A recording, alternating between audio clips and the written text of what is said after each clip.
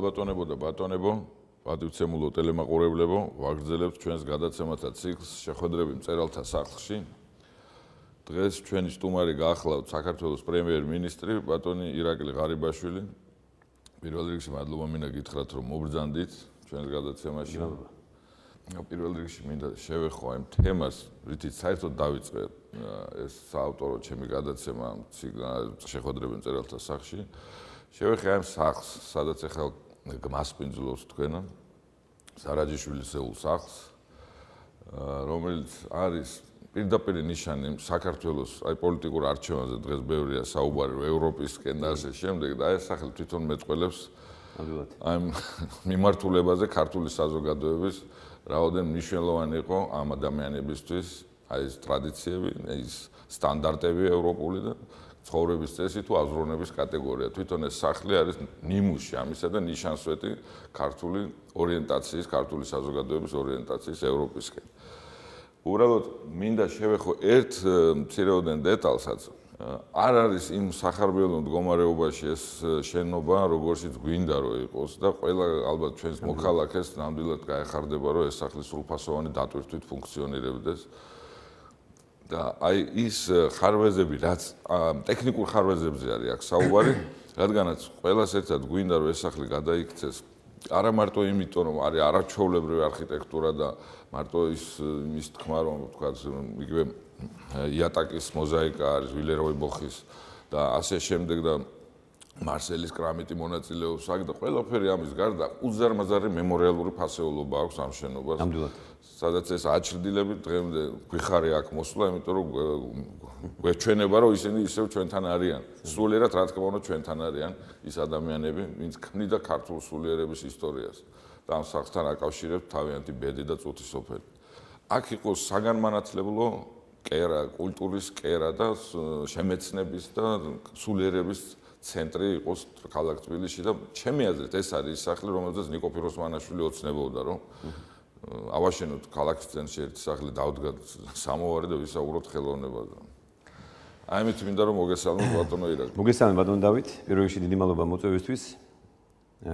უნდა აღნიშნო რომ მართლაც უჩვეულოა ეს ფორმატი ჩემთვის, მაგრამ შევეცდები რომ საინტერესო დიალოგი გამოგვივიდეს.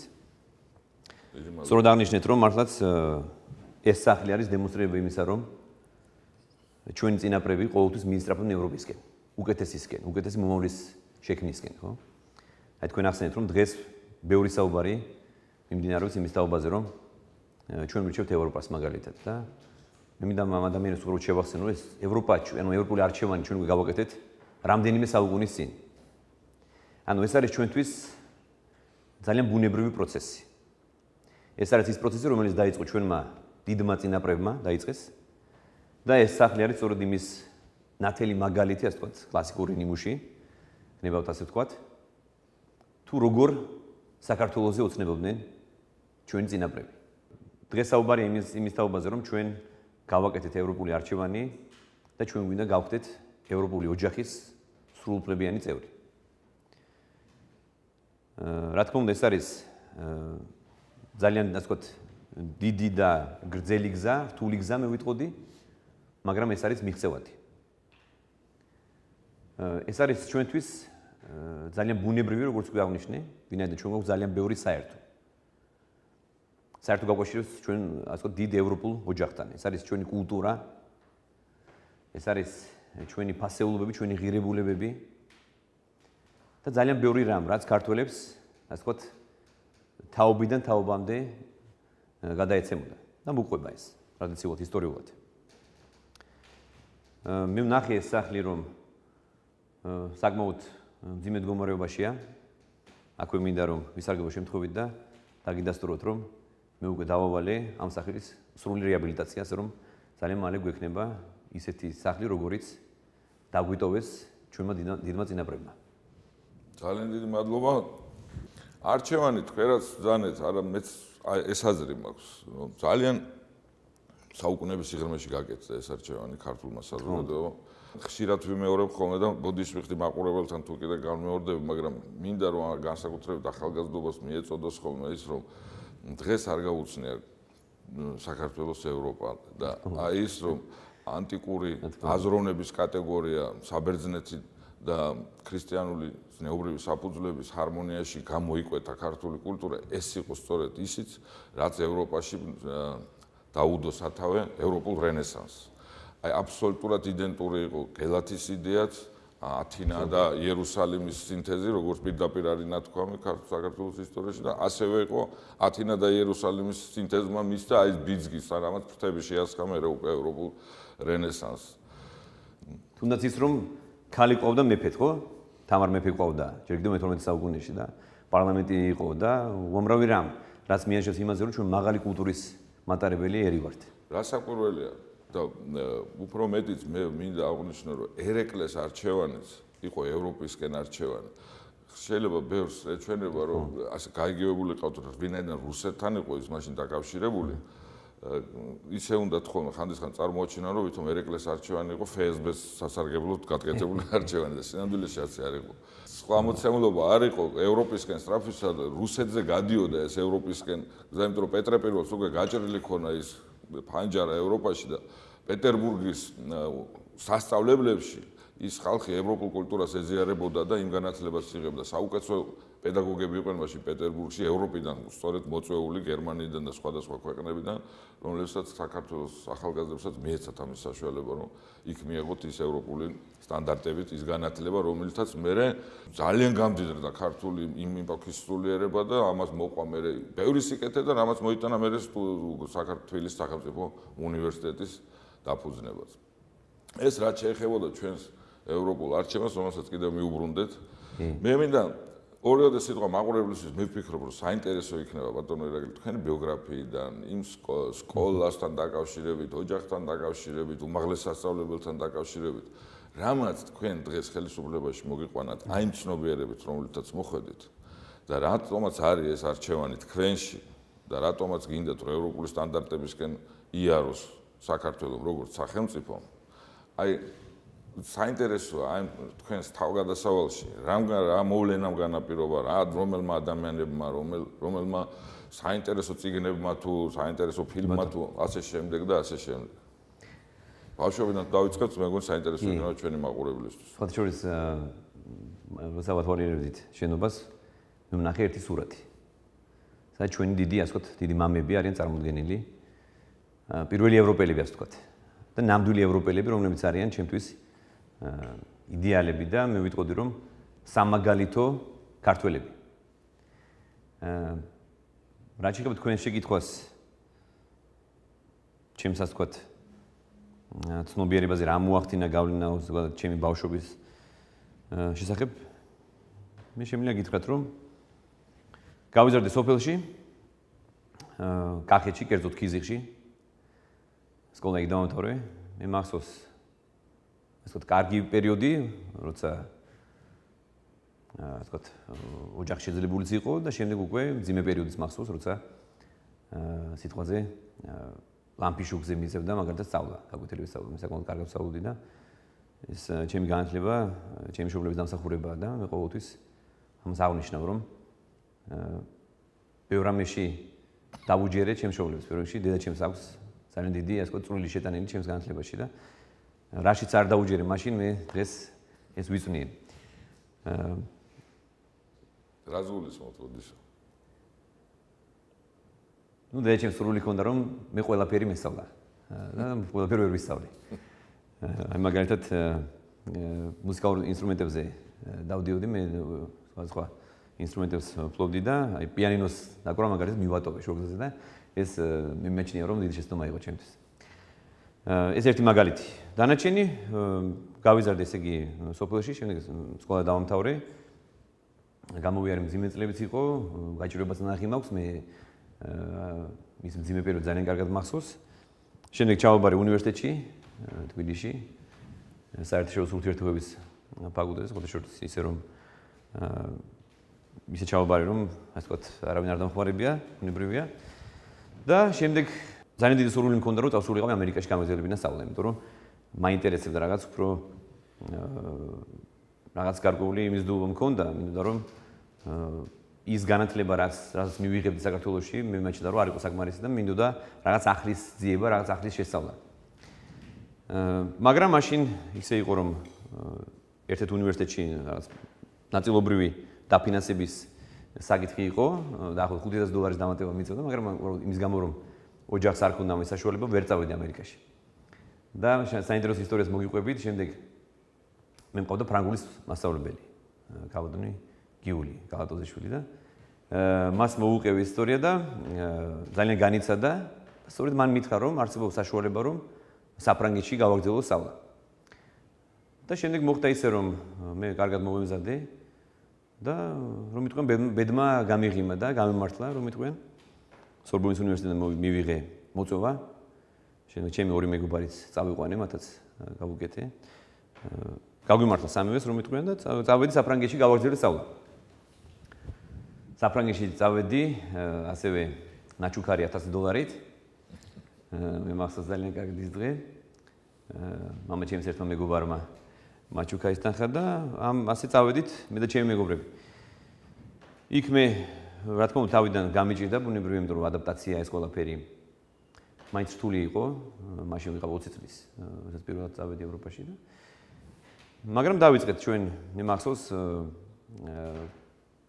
დაახლოებით 2-3 წლის მანძილზე მე და ჩემი მეგობრები ვერ შევловდით ასე ვთქვათ სტუდენტურ სამუშაო ადგილს, იმიტომ რომ საკმაოდ ჭირდა ეხა და მახსოვს ახალ წლამდე დეკემბერში თითქმის ყველამ ვიშოვეთ სამსახური ასე ვთქვათ.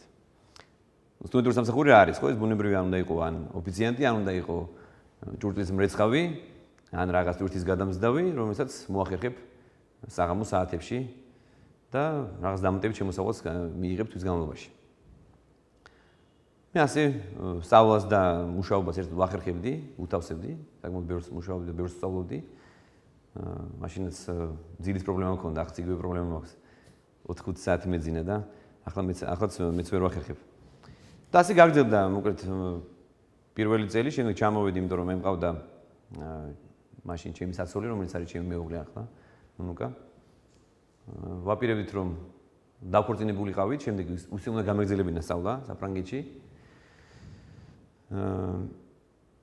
ჩამოვედით, დავქორწინდით და თითქმის გააწყვეტილი იყო, მე დავბრუნდი საფრანგეთში, იმიტომ რომ სწავლა მეწყებოდა, უკვე ხდება ეს უკვე 2013 წლის სექტემბერია. მე 2002-ში წავედი. 2003 წელს, ხო? 3 უკვე 3 წელია და ოქტომბერში ისე მოხდა რომ რაღაც აქ უკვე წინა რევოლუციური პერიოდი იყო, საკონსულო პრაქტიკულად დახურული იყო და ვიზებს აღარ გასცემდნენ. ასეთი პერიოდი იყო, რთული პერიოდი იყო. ისე მოხდა რომ მოკლედ ნუნგა ვერ წავიყვანე საფრანგეთში. ეს ყველაფერი დავაბრუნოთ დღევანდელობაში, ასე ვთქვათ. რომ არ განვითარებულიყო ასე მომნები, ალბათ დღეს ამ ამპლუაში არ ვიждდებოდი თქვენთან. თითქმის ყოველთვის მქონდა ორი არჩევანი და ორ არჩევანს შორის ვაკეთებდი ვიღებდი, ასე ვთქვათ, საუკეთესოს, ვირჩევდი საუკეთესოს და დღემდე ყოველ შემთხვევაში მე მგონი არ შევსწავლარ. მეორე მნიშვნელოვანი არჩევანი გავაკეთე მაშინ, როცა დავბრუნდი საქართველოში. მაშინ მეც აღტაცებული ვიყავი და რევოლუცია მომხდარი იყო უკვე ნოემბერში. 2003 ძალიან კარგად მახსოვს, მაშინ პარიზში ვიყავი. აქ პირდაპირ ჩართვები ქონდა, აქ მეგობრები იყვნენ ჩართულები ამ პროცესებში და მათ ურეკავდით და ულოცავდით. ყველას გვიხაროდა რომ სულელება მოდის, რაღაც იცვლება.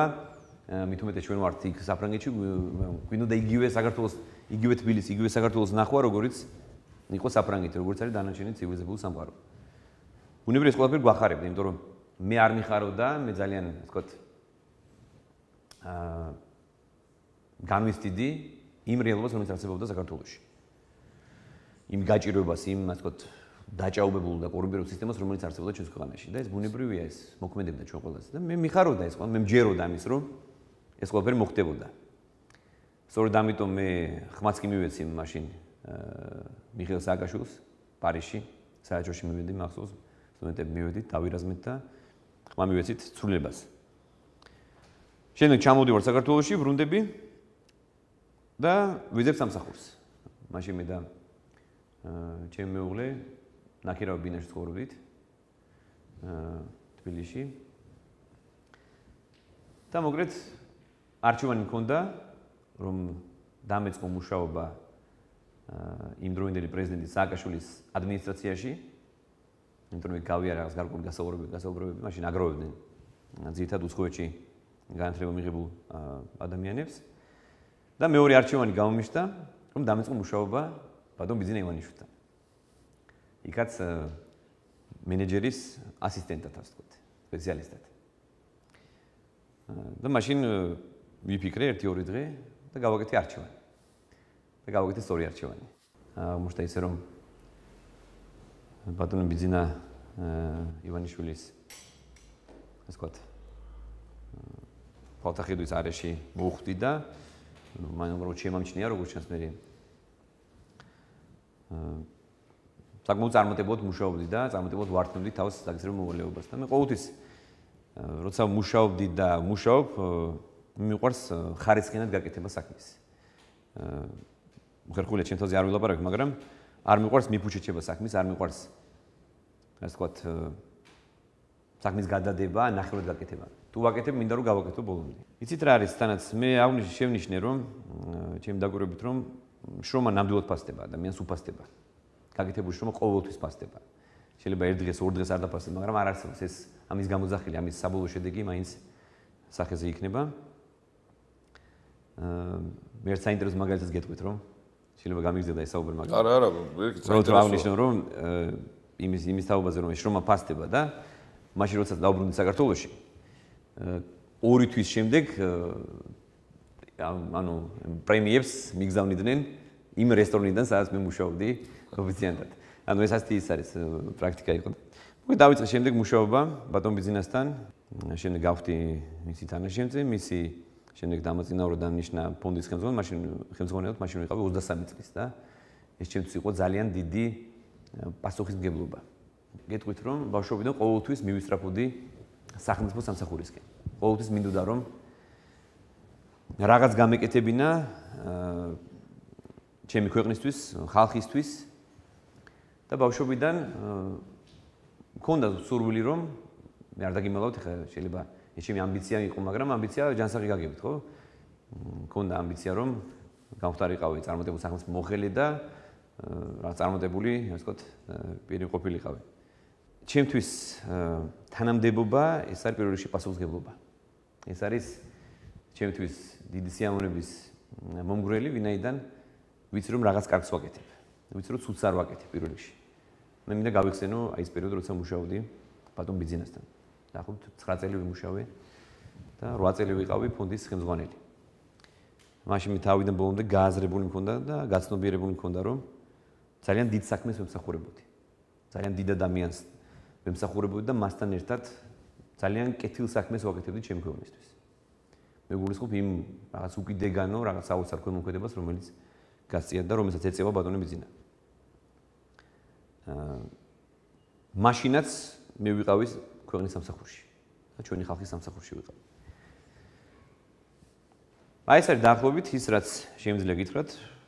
რაც შეეხება ჩემზე ძალიან დიდი გავლენა მოახდინა ზოგადად ჩემმა ოჯახმა.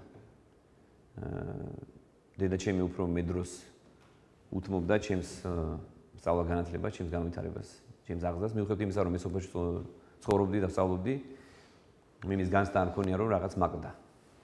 ან განათლება მაგდა, ან რაღაც. ყოველთვის თუ ადამიანს სწავლის მიღება სურს, ის ნებისმიერ ადგილას მიიღებს ამ ცოდნას და განათლებას. მე ძალიან ბევრი ნიჭიერი, ჩემზე 10-ჯერ და 1000-ჯერ ნიჭიერი და განათლებული ადამიანები მინახავს სოფლებიდან ჩამოსული. ასე რომ მე მინდა თქვა, რომ მიზეზი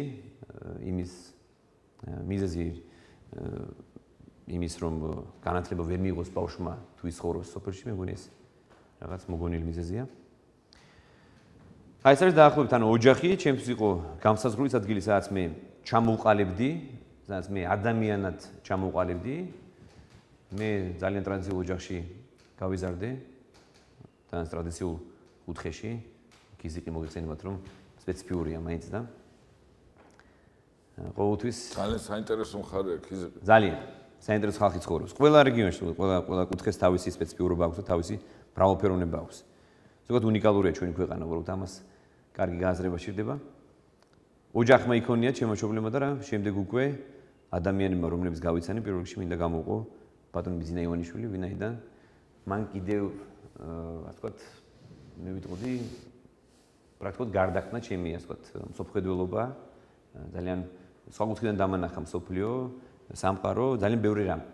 მომნებს შეფასება დავიწყე განსხვავებულად. და ასე ვთქვათ, ყოველი საუბარი მასთან იყო რაღაც განვითარების ახალი ეტაპი. განვითარების ახალი ეტაპზე გადავდიოდი და ყოველთვის სწავლობ ადამიანი, მასთან როცა ასე ვთქვათ, საუბრობ ან ისმენ მის ასე ვთქვათ, კონსულტაციებს ან საუბრობ საქმეზე, იზრდები ადამიანი. თუ ხარ მოწოდებული რომ ეს გაანალიზო, გაიაზრო, ეს არის უნიკალური საშუალება. ამიტომ მე ძალიან ვთქვი რომ მართლაც გამემართა ასე მოხდა. რომ ჩემზე ძალიან ბევრი ნიჭიერი და ძალიან ბევრი განათლებული უკეთესი ადამიანები არსებობენ, მაგრამ მე მომეცა ეს საშუალება და ასე მე აღმოჩნდი იგივე ბატონ ბიძინა ივანიშვილის გვერდით და შემდეგ უკვე როგორც განვითარდა ბოლო მოვლენები ასე მოხდა. ეს ყველაფერი ბედისწერა, ალბათ ასე უნდა იყოს, მაგრამ ჩვენ ვართ მოწოდებული რომ ვიყოთ უკეთესები. ეს ვისწავლე და რაც თავარია ქველმოქმედება არის რაღაც საოცარი და სწორედ აი ქველმოქმედების კარგის კეთების ფასი გავიგე. რა თქმა უნდა. ეს არის სიამოვნება, აი რაზე საუბრობდა ბატონი ბიძინა, რომ როდესაც ის ქველმოქმედებას გასცემს, როცა ის ადამიანს ეხმარება, ის ამ განიცდის სიამოვნებას. და როცა ხარ ამის თანამონაწილე, არ არსებობს რომ იქ როცა ამდენ კეთილსაქმეს აკეთებ 8 წლის განმავლობაში იქ სხვა განცდა არ უნდა დაგეუფლოს, თუ ნორმალური ადამიანი ხარ, ხო? აი ეს არის დაახლოებით ის რაც შემიძლია გითხრათ. ძალიან მიხარია მე ეს ყველაფერი რომ თვითონ ამ გაცოდნას და განათლებას არის ხოლმე ხშირად რომ არ ეძლევა ის ასპარეზი და რასაც ახლა თქვენ აღნიშნავთ რომ ის სხვა ასპარეზი მიეცა კიდევ უფრო თვალსაჩინოს გასაფართოებელი ასპარეზი მიეცა რა უკვე იმ არჩევანის დროს როდესაც პრეზიდენტის ადმინისტრაციასა და თქვა დამოუკიდებელი ადამიანის შექმნის სამყაროში ძალიან საინტერესო სამყაროში გიწოდოთ არჩევანის გაკეთება. ჩემ მეუღლე მომცა ბოლო რეკომენდაცია. ბოლო რჩევა მან მითხრა რომ იქ უნდა წახვიდე და მე ყოველთვის ასე ვთქვათ აი ქართული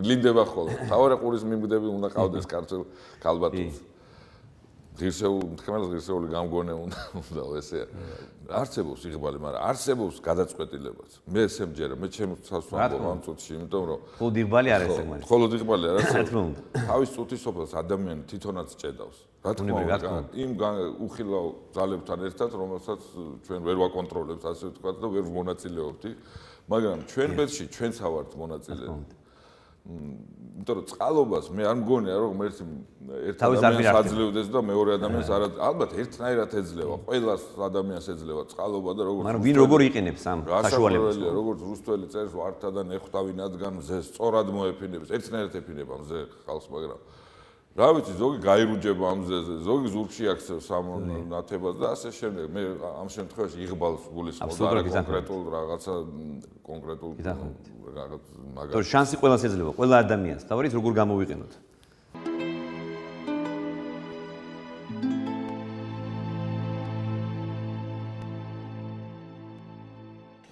აი მოვედით დღევანდელ დღემდე თქვენ ჩაიბარეთ ხელისუფლება დღეს შეხედვართ ერთი ლექსი წერალი და მეორე პირველი პირი დღეს საქართველოს ხელისუფლების უпростоრად პირიქითაც შემიძლია ვთქვა პირველი პირი და მეორე სტუმარი ვარ ასე უნდა იყოს პოეტი თქვა მე მინდა რომ აი სრულიად არაფრით არ მინდა დავამძიმო ჩვენი გადაცემა უბრალოდ არის ის ხაზგასაცმელი რა ჩაიბარა თქვენმა ხელისუფლებამ იმიტომ რომ აი ეს წლები იყო იმისა რომ მე ფაქტს აღნიშნა უბრალოდ ხოლოდ რომ დაჭეხილი ქვეყანა არის ფიზიკურად და ნუ ზნეობრივ დეგრადაციაზე აღარაფერს ვამობ რომელიც სახელმწიფო ტენდენციებით იყო გამოხატული არ მინდა რომ მაყურებელი დავამძიმო აღარ მინდა უბრალოდ ამ თემებით და აი ესე მოვიდა ხალხი ხელისუფლებაში, მოხვედით თქვენ ხელისუფლებაში და აქ რა მინდა აღვნიშნო, იცით რომ რაც თქვა აწუხებდა ყველაზე მეტად მერაბ მამარდაშვილს. იმ პერიოდში, როდესაც აქ ეროვნული მოძრაობა სხვა რეგისტრში ადიოდა და უფრო შლიდა თავის ფრთას და მასებს უფრო მოიცავდა, ასე ვთქვათ. ის წუხდა ერთ რამეზე, რომ ეს ენა, რომლითაც დღეს საზოგადოება ლაპარაკობს, ეს საზოგადოება, რომელიც მოილტვის თავისუფლებისკენ, ასე ვთქვათ, თავისუფლებისკენ, როგორც მამარდაშვილი ალბათ ესე მიიჩნევდა. ეს ენა არ იყო ის ენა, რომელზეც ტკივილის გამოხატვა შეიძლებოდა, რომელზეც წუხილის თქმა შეიძლებოდა. ეს იყო ბედნიერების, აღფრთოვანების ენა, სადაც ადამიანი თავის წუხილს ვერ იტყოდა, ამ ენაზე ვერ გამოხატავდა. და ამიტომ ის იწუნებდა ამ ქართულს. ეს არ არის ქართული, ეს არის გაყიდული ქართული, რომელზეც მე ჩემს ტკივილს ვერ ვამბობ, იმიტომ რომ მომსმენი არ ამყავს. მე ან უნდა მიხაროდეს, ან საერთოდ არ უნდა ვილაპარაკო. აი ესეთია მოცემულობა რა. და აქაც აი ამას ვამჩნევდი, იცით რომ აი ამ წელწლების მანძილზე ეს იყო რაღაცა აღფრთოვანების ენა. სადაც ადამიანს სევდის უფლებაც აღარ აქვს ხონდა, რომ თქვა ან ჭირისუფლების უფლებაც არ აქვს, მაინც უნდა უხაროდეს, უნდა ჯვარის წერია ყველას, მაგრამ მიცვალებულის წინაშეც მაინც გახარებული უნდა იყოს, რა კარგად შენდება. ესე იგი, აქ იყო შენების ბჭყალებში ვამბობ, შენების ენა, რომელიც სულ ფიქრობდი, რომ შენება ხო თავისთავად კარგია. მე მეკითხებოდი, არ არის თავისთავად კარგი. იმიტომ რომ კარგად შენება, რა თქმა უნდა, კარგია, მაგრამ ცუდად შენება არ არის კარგი და როგორ უნდა წერა თავისთავად კარგი არ არის. როდესაც წვალობდა, მე მკითხველსაც აწვალებ, არ არის კარგი. თუ ბედნიერებას გური მკითხველსაც რემს მოგური და ასე შემდეგ, რა თქმა უნდა, გაგახაროს. მაგრამ აი ამ ენაზე ვგულისხმობ. მე მინდა რატომ მოვაყოლე ახლა ეს ყველაფერი, უბრალოდ მინდა და გულწრფელი წადილი მაქვს ამისა, რომ ენა იყოს თავისუფალი ჩვენი დღეს. სახელისუფლებო და საზოგადოებრივი ენა ერთმანეთს არ დასცილდეს. მე ვამბობ, მე დათო მაგრაძე ერთი ქართველი კაცი და ერთი მოქალაქე საქართველოს ვამბობ დღეს, რომ აი ამ სფეროში არის პრობლემა, განათლებაში არის პრობლემა, კულტურაში არის პრობლემა. ვამბობ, იმიტომ რომ მინდა რომ უკეთესი იყოს. მინდა რომ ეშველოს ამ პრობლემას. მინდა რომ იმ ქართულში ვიმონაწილეოთ, სადაც სიბრძნეს ადგილი ექნება, სადაც ერთმანეთს ეჭვი არ აღვეძრება და ერთად დავიძრებით საშველად პრობლემატიკის. მე მგონი ძალიან კარგი საკითხი წამოჭედით და მე აბსოლუტურად გეთანხმებით. აბსოლუტურად ვიზიარებ თქვენს მოსაზრებას იმის თაობაზე, რომ ეს ენა უნდა იყოს მართლაც თავისუფალი. მაგრამ უნდა იყოს სამართლიანები. ეს არის ჩემთვის ამოსავალი წერტილი. ჩვენ თუ არ ვართ სამართლიანები, მაშინ ენა იყოს თავისუფალი, ხო? ენა არის თავისუფალი დღეს უკვე, მე მგონი, ასე მიმაჩნია. ის მძიმე წლები რაც იყო ბოლო 10 წელიდან, ნუ მანამდეც პრობლემები ჩვენ ყოველთვის ჰქონდა. მაგრამ ჩვენ აი საუბრობთ სულიერებაზე, საუბრობდით სხვა სფეროზე. მე ბატონათო შემიძლია გითხრათ, რომ პრაქტიკულად არც ერთი სფერო არ დაგვხვდა, რომელიც არ იყო დაზიანებული. ყველა სფეროში გვაქვს, ყველაფერში გვაქვს პრობლემები. თითქმის ყველაფერში. თანაც დაზიანებული იყო და არასწორი გზით იყო წაყვანილი. ეგ არის ჩვენი, ასე ვთქვათ, ტრაგედია და ეს არის ჩვენი დიდი ტკივილი. და რეალობაც. რა თქმა უნდა, რეალობაც არის. და იგივე ჩვენ საუბრობთ ჩვენს კულტურაზე, ჩვენს მრავალფეროვან კულტურაზე ვსაუბრობთ, ხო? ჩვენს ტრადიციებზე ვსაუბრობთ. იმ ეპოქაზე ვსაუბრობთ, როდესაც ჩვენი პირველი, ასე ჩვენი დიდი მამები ოცნებობდნენ და ქმნიდნენ უკეთეს საქართველოს. და ერთ დღეს აღმოჩნდა ისე, რომ თქოს ის ყველაფერი რაც იყო, აღარ არსებობდა. და საქართველოს არსებობა დაიწყო 2004 წელს. მე მიმაჩნია, რომ ეს იყო ყველაზე დიდი შეცდომა. რამაც საბოლოო შედეგი გამოიღო 2012 წლის არჩევნებზე. და მე ვიტყოდი, რომ პრობლემები გვაქვს ჩვენ ყველგან. იგივე ახსენეთ კულტურა, ახსენეთ განათლება. მინდა შევეხო განათლებას, იმიტომ რომ განათლების მხრივ ჩვენ გვაქვს მართლაც სავალალო მდგომარეობა. ძალიან მძიმე მდგომარეობა გვაქვს, იმიტომ რომ ევროპაში ამას ღიად უნდა ვისაუბროთ, როგორც ხელისუფლებამ, ასევე თავისუფალ ადამიანმა, ხო? ეგ არის, აი, ერთი ქართული ეგ არის, როცა ერთიანით უნდა ვისაუბროთ, ხო? და ვაღიაროთ, რა თქმა უნდა. და ვისაუბროთ, ვიმსჯელოთ, როგორ გამოვასწოროთ, როგორ გავაუმჯობესოთ ესა თუ ის სფერო. ევროპაში ვიყავით და ვართ ბოლო ადგილზე. განათლების დონის მიხედვით. მაშინ როცა აღარ მინდა ვახსენო, მაგრამ წინა ხელისუფლება ამბობდა, რომ ჩვენ გვაქვს საუკეთესო განათლების სისტემა, საუკეთესო განათლების პროგრამა და ასე შემდეგ. რეალურად მივიღეთ ის რომ განათლების სისტემა არის დანგრეული, საგანმანათლებლო პროგრამები არის ძალიან მძიმე მდგომარეობაში და გადასახედია და გასაკეთებელია ძალიან ბევრი რამ. ამ სფეროში, ამ კონკრეტულ სფეროში და სწორედ ამ მიმართულებით ძალიან ბევრს მუშაობთ. მე პირად ჩართული ბატონობიძემ დაიწყო გასულ წელს და ძალიან ბევრი რამ გაკეთდა. გვეხმარება მსოფლიო ბანკი, გვეხმარება ასევე 1000 წლების გამოწვევის ფონდი, რომელიც გვაფინანსებს 140 მილიონი გამოყოს წელს. ერთი მაგალითს გეტყვით, რომ გერმანიაში მაგალითად მხოლოდ 40% სკოლადამთავრებულ ბავშვების მიდიან უმაღლეს სასწავლებლებში, უნივერსიტეტებში და კოლეჯებში. 25% აბარებს შვეიცარიაში. დანარჩენები სად მიდიან? დანარჩენები მიდიან ტექნიკურ სასწავლებლებში. პროფესიას ეუფლებიან, სპეციალობას ეუფლებიან, სხვა სპეციალობას ეუფლებიან. აი სწორედ ეს უნდა განმავითაროს და სწორედ ამაზე მიმდინარეობს ხა მუშაობა ინტენსიური.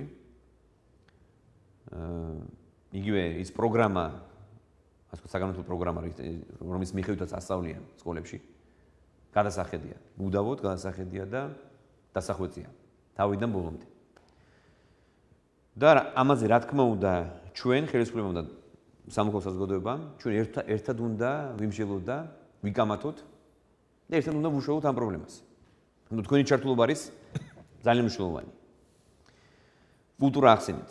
მე ვიცი პრობლემებია. დღესაც პრობლემები მე ვაღიარებ ამას, რომ პრობლემები არის. მაგრამ ჩვენ გვაქვს ასე ვთქვათ გადაჭრის გზები არსებობს და ამას ძალიან მალე ამის გამოსწორება ჩვენ დავიწყებთ. არის უამრავი სფერო, მაგალითად ეხა ეკონომიკაზე იყო საუბარი, ხო? საქართველო არის აგრარული ქვეყანა.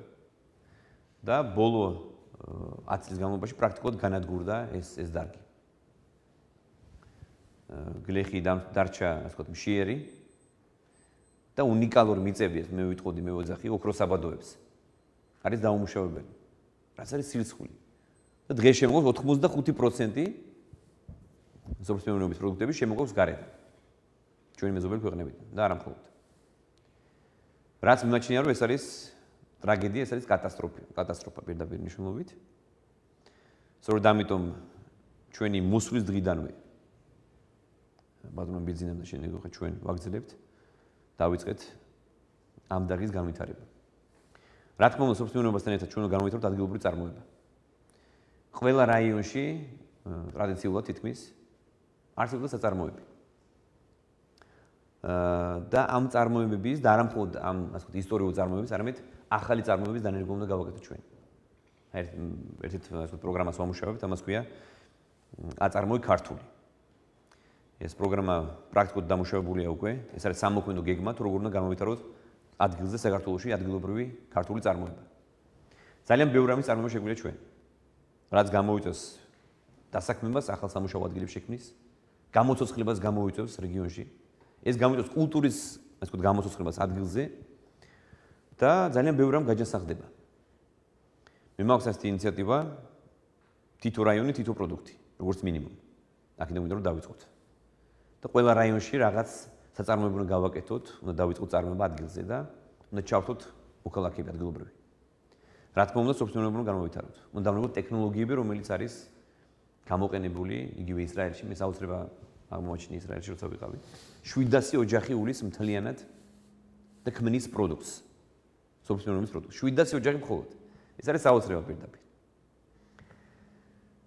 და მაგალითად იგივე ჰოლანდიაში, რომელიც არის სოფლიოში მეორე ადგილზე არის სოფლის მეურნეობის პროდუქტების წარმოების მხრივ, უნიკალური შესაძლებლობები აქვს, უნიკალური ტექნოლოგიები აქვს, რომელიც დანერგვა საქართველოს შეგვიძლია და ეს არავითარ პრობლემას არ წარმოადგენს. უბრალოდ ამაზე მუშაობა არ მიმდინარეობდა. პირიქით, მიმდინარეობდა მუშაობა, მიზანმიმართული მუშაობა ამ დარგების განადგურების. რომ გლეხი ყოფილიყო, ასე ვთქვათ, გაღარებებული, გაღატაკებული, ჩვენ რეგიონებში უამრავი პრობლემა გვაქვს. რაიონში, თითო რაიონში, ყველა რაიონში გვაქვს უამრავი პრობლემა. ხალხი არის მშიერი, ხალხი არის დაუსაქმებელი, უმძიმესი, ასე ვთქვათ, სოციალური და ეკონომიკური მდგომარეობა გვაქვს.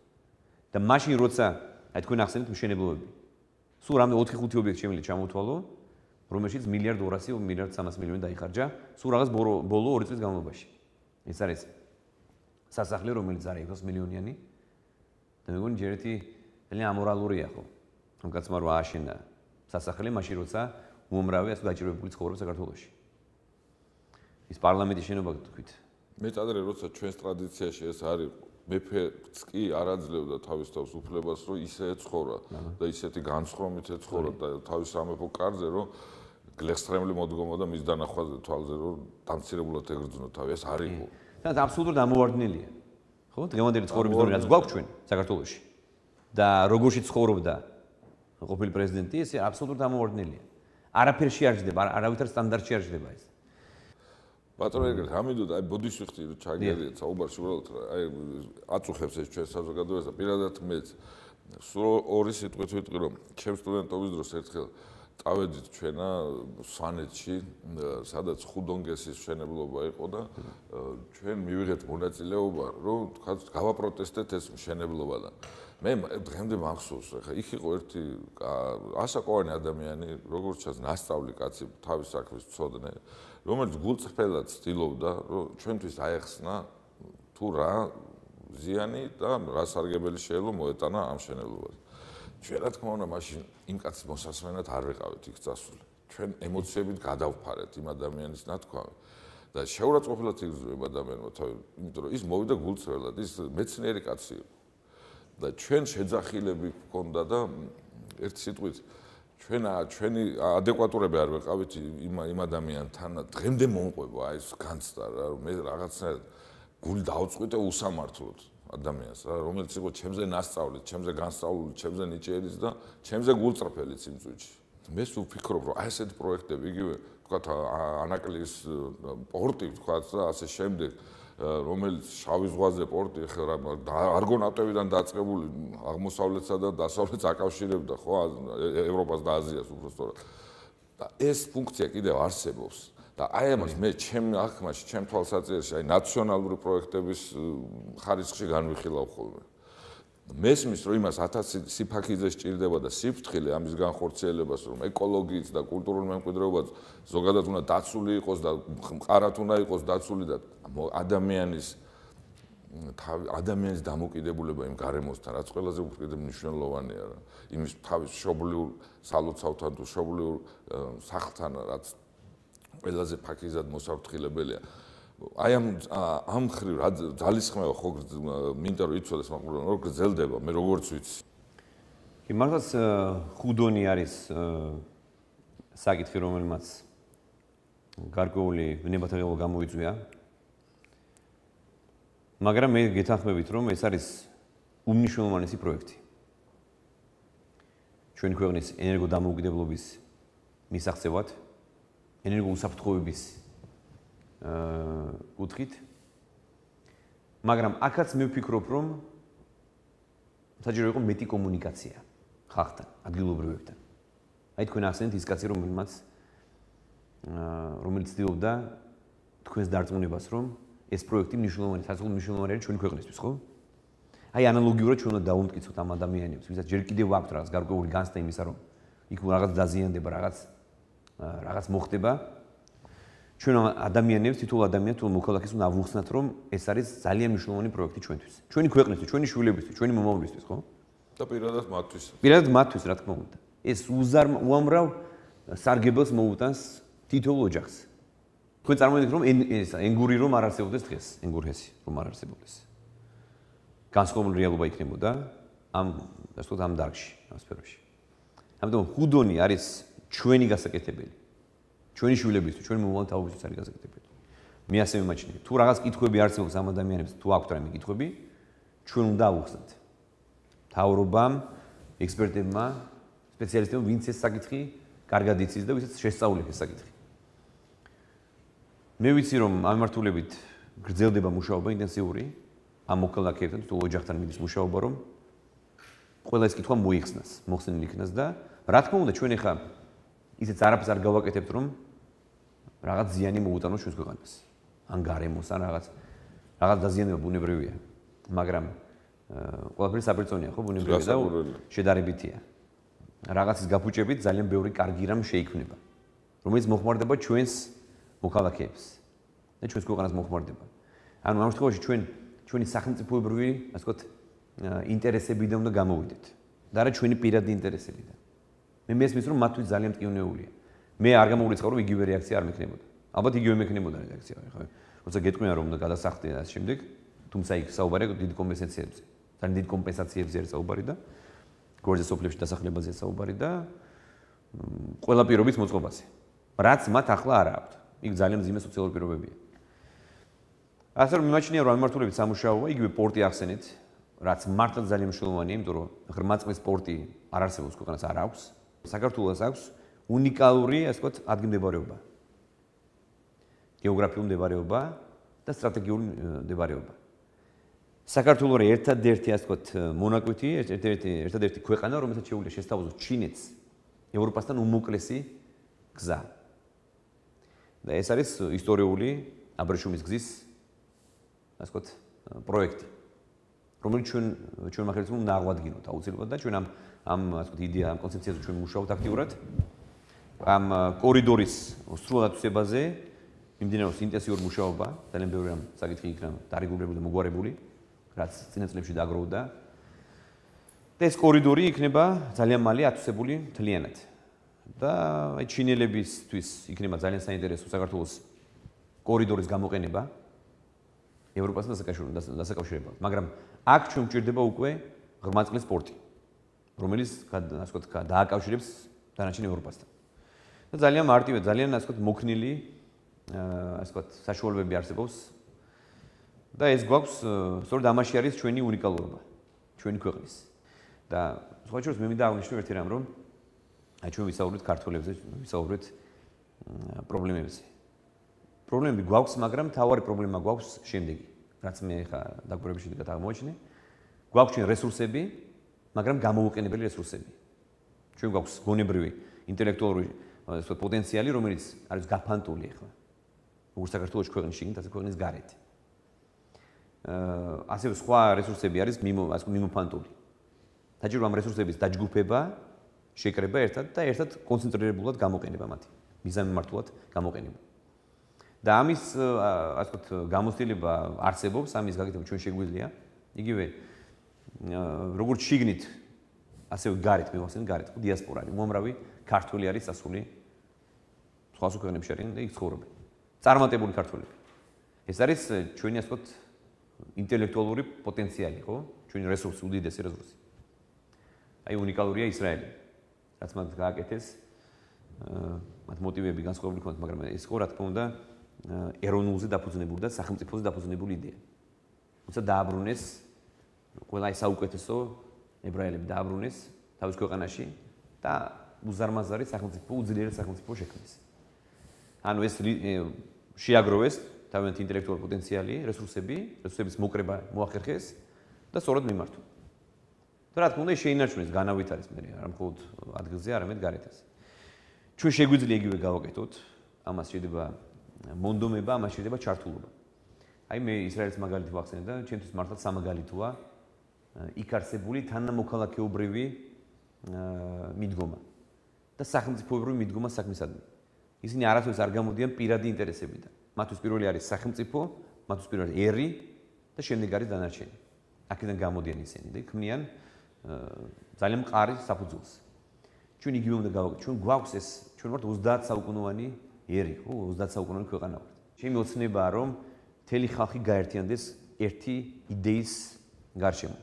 რომ შევქოთ ძლიერი, თანამედროვე და ნამდვილად ცივილიზებული და ევროპული სახელმწიფო. ისეთ სახელმწიფო, რომელზეც ოცნებობდნენ ჩვენი აი დიდი მამები, რომლებიც ჩვენ ახლა ვიხილეთ ერთ-ერთ ფოტოსურათზე.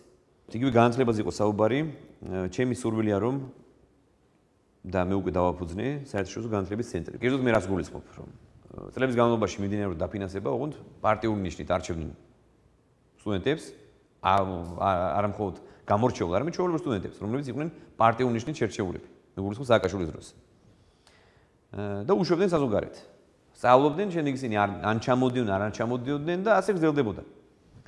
რაც მე გავაკეთე, არის ის, რომ მოვახდინე კონსოლიდირება ამ ფონდების, სხვა ფონდების, რომელიც გაფანტული იყო.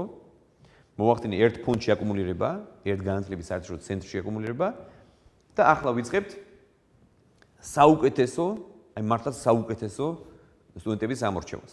იქნება ობიექტური, ასე ვთქვათ, კომპეტენტური კომისია, რომელიც შეარჩევს საუკეთესო სტუდენტებს, გამოარჩევს და არ გამოარჩევს არავითარი რაღაც პოლიტიკური მწამსის მიხედვით, არამედ ჩვეულებრივი მათი მიღწევების მიხედვით და ჩვენ მათ გავუშვებთ ერთ წლის ვადით, შეიძლება 6 თვიანი კურსებიც იყოს, 1 წლიანი, 2 წლიანი კურსებიც იყოს და დავაფინანსებთ საუკეთესო უნივერსიტეტებში მათ სწავლას. მაგისტრატურას, დოქტორანტურას, ან მათ გადამზადებას, რაღაც დამატებით ტრენინგებს და არა მხოლოდ იურისტებს, არა მხოლოდ ექიმებს, არამედ ყველა სპეციალობის მინდა რომ გავუშვათ. კარგად, აგრონომები გვინდა მომზადოთ, კარგი სპეციალისტები გვინდა მომზადოთ და ეს ადამიანები გააფორმებენ ხელშეკრულებას ჩვენთან, სახელმწიფოსთან, ანუ პრემიერ-მინისტრი მოაწერს ხელს ხელშეკრულებას სიტყვაზე. და ჩვენ გარანტიას ვაძლევთ ამ ადამიანებს, ამ სტუდენტებს, რომ ჩამოვლენ საქართველოში, აუცილებლად ექნებათ შესაბამისი ასპარეზი. რა თქმა უნდა. სამსახური ექნება უბრალოდ სახელმწიფო სამსახურში. და მათ ექნებათ ვალდებულება, რომ ემსახურონ ქვეყანას მინიმუმ 3-დან 5 წლამდე. მოახმარონ საკუთარი პოტენციალი, ინტელექტუალური რესურსები მოახმარონ და ცოდნა უნარჩვევები საკუთარ ხალხს და საკუთარ ქვეყანას.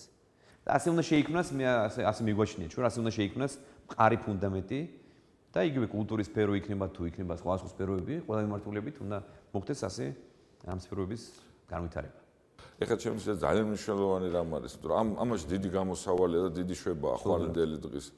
2018 წელს საქართველოს იქნება მასპინძელი ქვეყანა ფრანკფურტის წიგნის ფესტივალზე, წიგნის ბაზრობაზე, ასე ვთქვათ, რომელიც არის ძალიან განვითარებული ცივილური ევროპული სამყაროს ყურადღების ცენტრში ექცევა ყოველთვის ეს ფრანკფურტის წიგნის ფესტივალი, ევროპაში ყველაზე დიდი ფესტივალია ეს წიგნის თვალსაზრისით.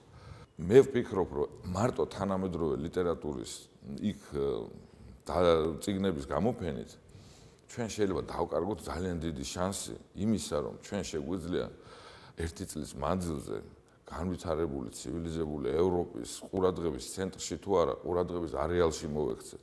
და მე ვფიქრობ, რომ ეს შანსი უნდა გამოვიყენოთ ჩვენ და თანამედროვე ლიტერატურას თავისი ადგილი ექნება, რა თქმა უნდა, იქ, მაგრამ ჩვენ ვფიქრობ, რომ წარმოჩნდეს ქართული კულტურის და ქართული ლიტერატურის ისტორია მე-5 საუკუნის პირველი ძეგლიდან, შუშანიკის წამებიდან დაწყებული დღემდე გაიშალოს ეს ულამაზესი და ძალიან შინაარსიანი პანორამა ქართული ლიტერატურის ისტორიის. მე მაქვს წინადადება ამის, რომ ამისთვის უნდა შეიქმნას ჩემის აზრით სახელმწიფო კომისია. მიმაჩნია, რომ პრემიერის პატრონაჟით თუ იქნება, ეს იქნება ალბათ საფუძველი იმისა, რომ ეს იმ სისავსით განსხეულდება, როგორიცაც სურვილი გვაქვს ჩვენ. ძალიან მიხარია, რომ ჩვენ ერთი სურვილები გვაქვს და ერთი იდეები გვაქვს და კარგია, რომ მიხარია, რომ ემთხვევა. მე გეტყვით, რომ ფრანკფურტის წიგნის ფესტივალთან დაკავშირებით ჩვენ უკვე დავაფუძნეთ CP. უკვე ეს გავაკეთეთ, თავრობას მივიღეთ დადგენილება. და ეს, ასე ვთქვათ, ეს CP, ეს ჯგუფი იქნება კონცენტრირებული ამ დავალებაზე. და უშუალოდ მე არ ვფიქრია, რომ პირადად ასე ვთქვათ, ჩემს დაქვემდებარებაში იყოს გადმოვიტანო, მაგრამ ეს არის კულტურის მინისტრის დაქვემდებარებაში, მაგრამ საინტერესო შემოთავაზებაა, რომ ეს უშუალოდ პრემიერის ასე ვთქვათ, დაქვემდებარებაში გადმოვიდეს და მე ამას აუცილებლად განვიხილავ და დიდ ყურადღებას მივაქცევთ. მე გეტყვით, რომ დაახლოებით 300-მდე წიგნის თარგმნა არის გადაწყვეტილი. ეს მართლაც უნიკალური ადგილი არის და უნიკალური, ასე ვთქვათ, საშუალება იქნება ჩვენთვის, რომ ჩვენ რაც გვაქვს, ჩვენი სიმდიდრე გავიტანოთ და ვაჩვენოთ დანარჩენ მსოფლიოს. ეს მოხდება 2018 წელს, მანამდე მე იმედი მაქვს, რომ ძალიან ბევრ სფეროში ჩვენ მოვახდენთ მოდერნიზებას და აქვე მინდა მიუბრუნდე ასოცირების ხელშეკრულებას, რომელიც ჩვენ უნდა გავაფორმოთ ივნისის თვეში და მინდა რომ განვმარტო უბრალოდ ძალიან მოკლედ თუ რას გულისხმობს ეს, იმიტომ რომ ძალიან ბევრი სპეკულაცია მიდის ამის თაობაზე. ძალიან მარტივად ეს გულისხმობს ქვეყნის მოდერნიზებას ყველა სფეროში. ყველა სფეროს მოდერნიზებას გულისხმობს და მიახლოებას, დაახლოებას ევროპასთან. ეს არის კულტურის სფერო, ეს არის ევროპულ სტანდარტებს, რომელიც ძალიან რთული იქნება ბატონო. რა თქმა უნდა, გეთანხმებით, აბსოლუტურად გეთანხმებით. და მაგრამ სასარგებლო. რა თქმა უნდა. იქნება სასარგებლო, იმიტომ რომ ყველანი ვიქნებით მოტივირებული, რომ გავაკეთოთ ყველაფერი, იმისათვის რომ მივუახლოვდეთ იმ საერთაშორისო სტანდარტებს. ყველა სფეროში იქნება ეს ტრანსპორტი, ეკონომიკა, იქნება ეს კულტურა, სოფლის მეურნეობა თუ სხვა. აუცილებელია რომ ჩვენ ამ ეს ასე ვთქვათ მოდერნიზება, ეს პროცესი დავიწყოთ. ის რაც დაიწყეს ჩვენმა დიდმა მამებმა, ხო? დიდმა წინაპრებმა მაშინ საუკუნეების წინ. და სიმბოლურია, რომ დღეს ამ სახში ვიმყოფებით იმ ადამიანის სახში, რომელიც იყო და არის სამაგალითო ქართველი. მე ვიცი რომ ეს გადაცემა რომ გავა ჩვენი საუბარი, ეს იქნება აღდგომის წინა დღეს და მინდა ამიტომ მივესალმოთ ჩვენ ქართველ ხალხს და ჩვენს ყველა მოქალაქეს. ქრისტე აღდგა. ქრისტე ჭეშმარიტ აღდგა.